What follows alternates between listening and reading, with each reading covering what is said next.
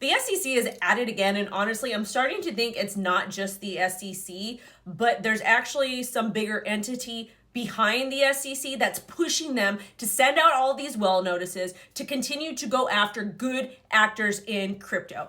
Two big pieces of crypto news just broke today, and it actually extends to our banking system. If you want more, which I know you want more because you've absolutely had it with everything that's been happening in the crypto industry as far as the unjust attacks against good actors, make sure to subscribe with all alerts set, like this video, and drop me a comment with your thoughts because this is just absolutely wild.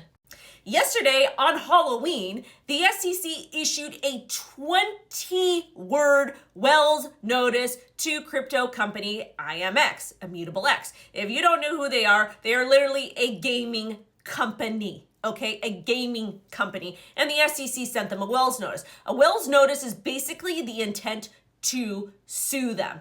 And based off of this news, IMX's price dumped 21%, literally right after this was announced publicly on X.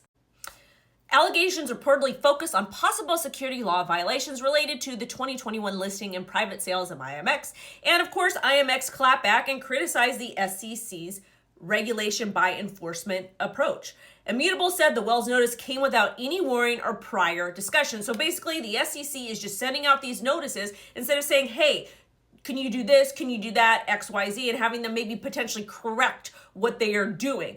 But remember, the SEC doesn't even allow you to go in and register. They also claim that the SEC only gave them a 20-word explanation for these allegations. Can you literally imagine starting a business, then getting in trouble like 3 or 4 years later and being given a 20-word explanation as to why that was bad? So, moving forward, SEC also suggested that Immutable X also suggested that the SEC inaccurately implied fraudulent misrepresentations from an old blog post about IMX's pre-launch investment pricing. Immutable says they are prepared to fight back and will defend gamers' rights.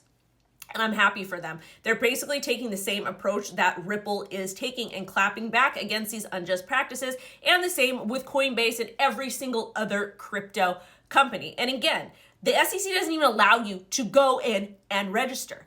And it drives me crazy. This is completely unjust and wrong. But guess what?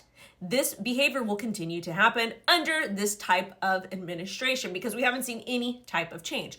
Me personally, I would have thought that somebody would have had a conversation with them and be like, hey, could you wait until like maybe after the election is done? But no. And then also, this piece of information just came out that's directly tied to the banks.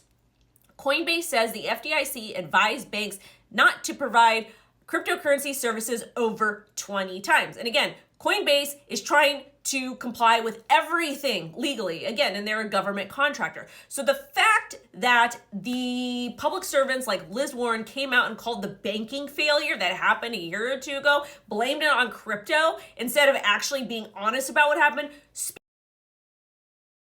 like literal volumes. And I'm furious. You should be furious. I'll be covering this more Monday morning at around 10:30 a.m. PST, so make sure to come back to the channel. But anyways, I just had to give you guys this piece of information that dropped because it's absolutely absurd. Thank you so much for watching, and I'll catch you later. Bye-bye.